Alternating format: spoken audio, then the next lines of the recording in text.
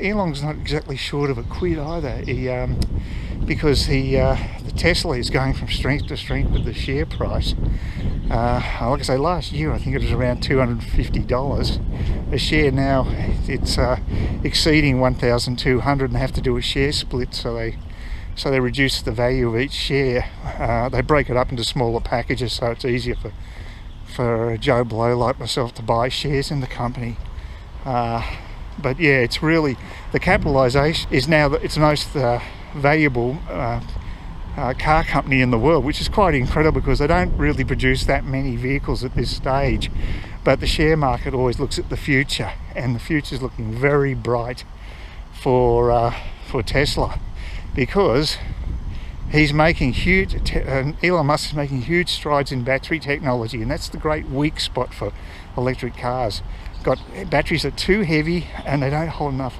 They don't have a energy density of petrol, but they're getting closer.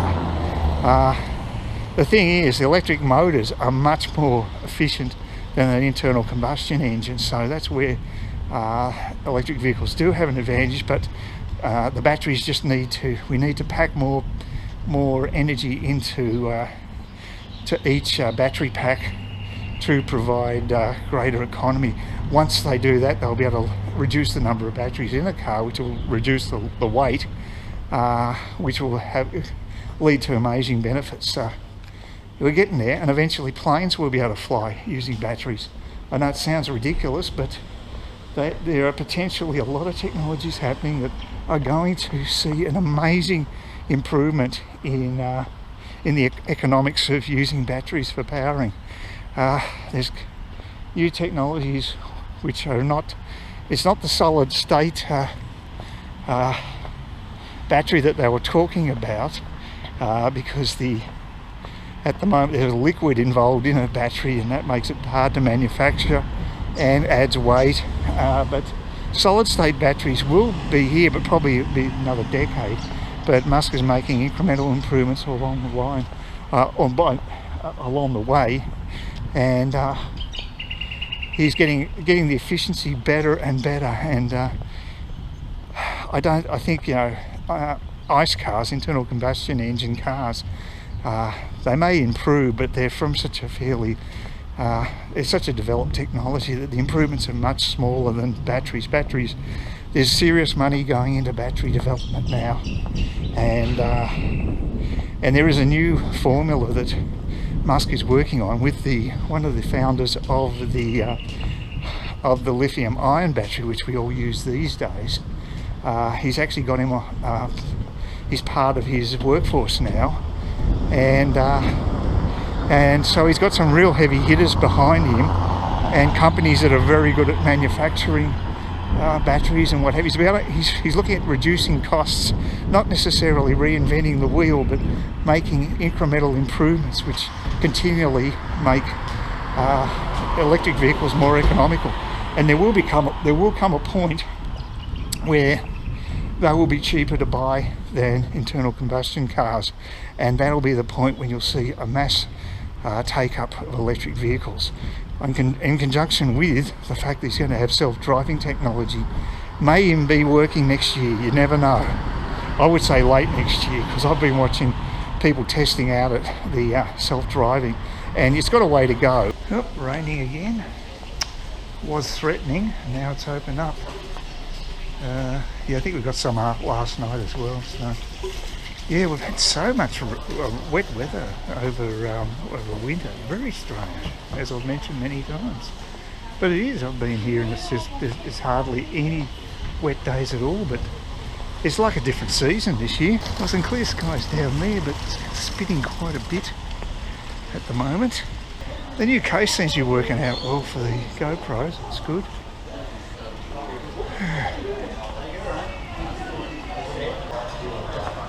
If it was a nicer day, I might sit outside and have a Guinness, but it's a bit ordinary, as you can see.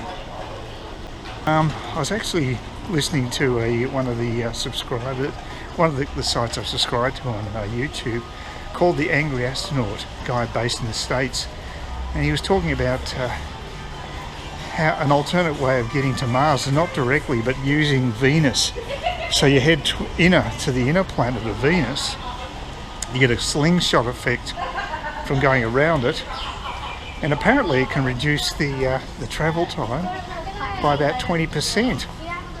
So instead of about 8 months to get to Mars from Earth, take you about 6. So it's a substantial improvement, and I'm sure the people travelling on that spaceship would appreciate any shortening of that trip, because that's quite a marathon.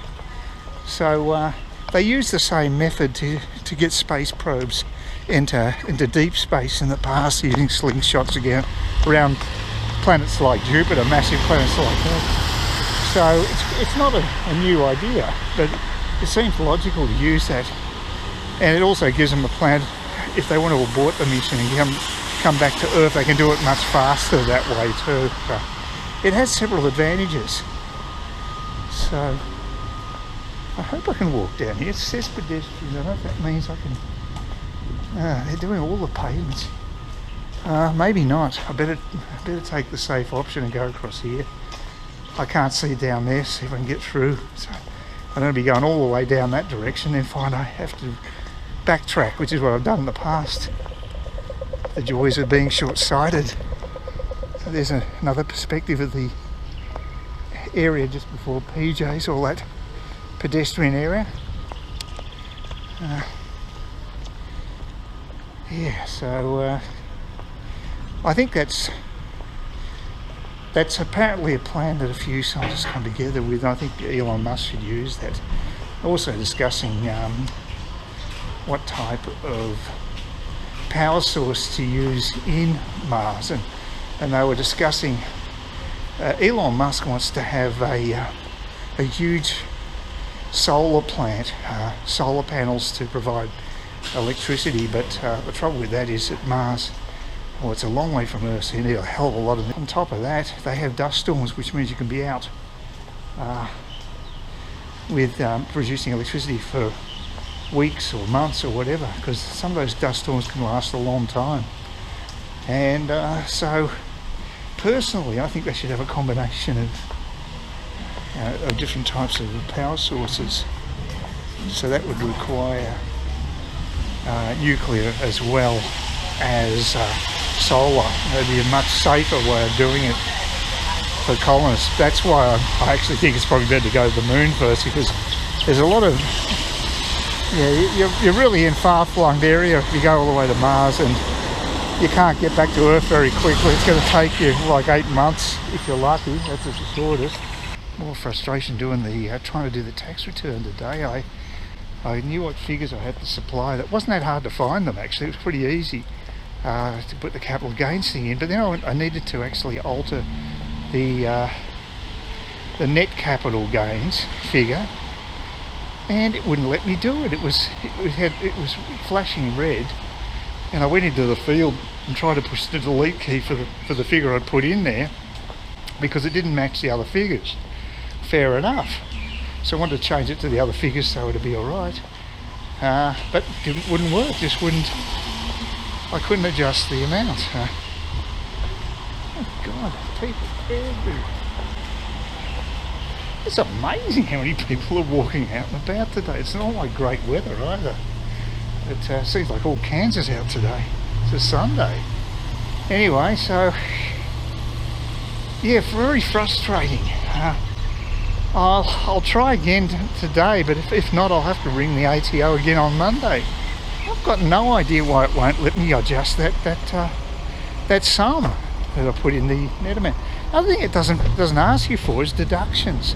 I have to put in a higher amount because I should be able to claim the actual brokerage they charge on share trading. It's a cost of doing business, and yet it doesn't ask you to put those expenses in there in the calculations, unless you just claim them as a separate deduction elsewhere on the return. I don't know, but I can't even get the thing to.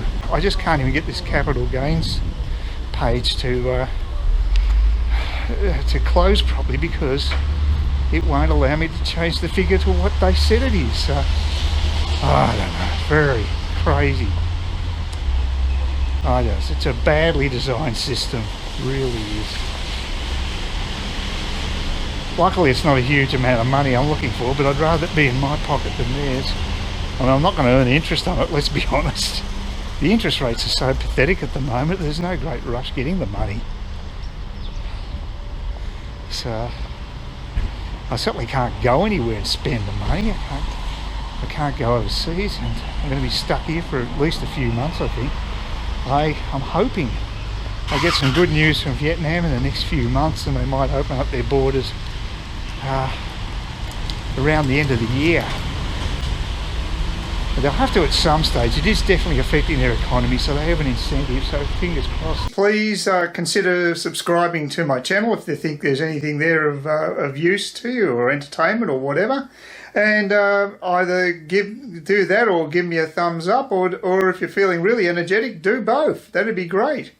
But please don't ignore me. That's the worst thing you can do on YouTube, is be ignored.